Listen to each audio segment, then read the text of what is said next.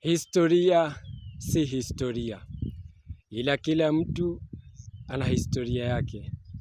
So leo hii nataka tuangazie kisa ambacho nimekiona sana kinaenea mitandaoni. Natumai kila mtu amesikia hicho kisa.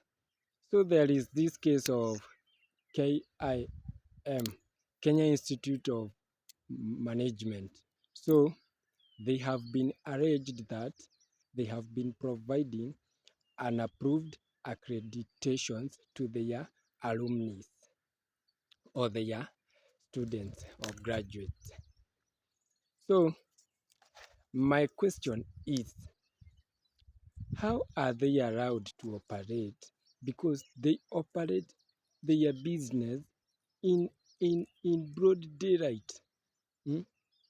Imagine, student, you went to school for at least 4 years, knowing that you are going there to brighten your future or to sharpen your future.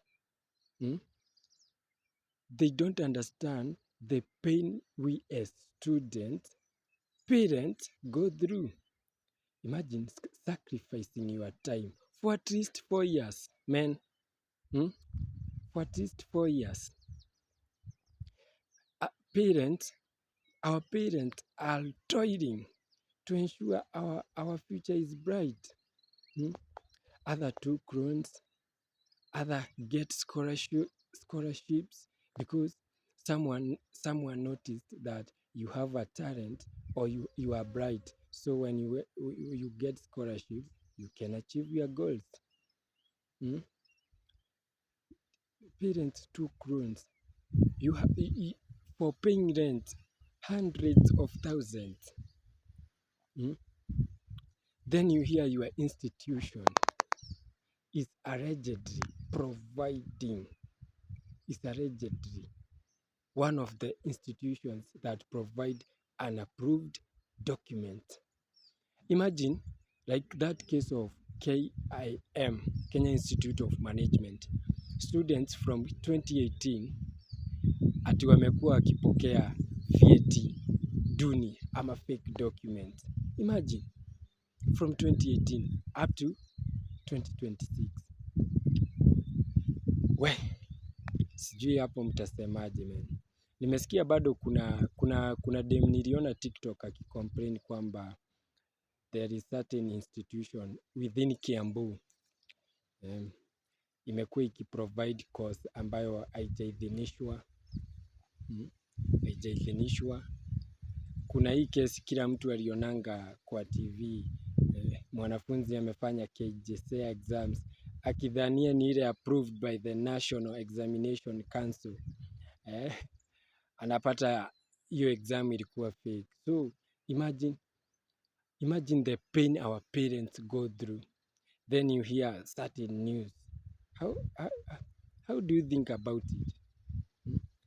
According to you, if as a parent, as a graduate of a certain institution, how do you see that? Man, who are we supposed to blame in these such cases? So it is allegedly that some institutions are providing fake documents. And imagine you are there studying for more than 4 years or at least 4 years. So my name is Theuri Wangeci. I was talking about that because that issue is a serious issue. I know, comrades, kuinama si rahisi for more than 4 years. Kuinama si rahisi. Others, we are fighting for bursaries to ensure that when we go to school, we do what we are expected to do. But for us, we are doing our part, we are doing our best. Then our institutions, you hear some cases that they are not legally providing services.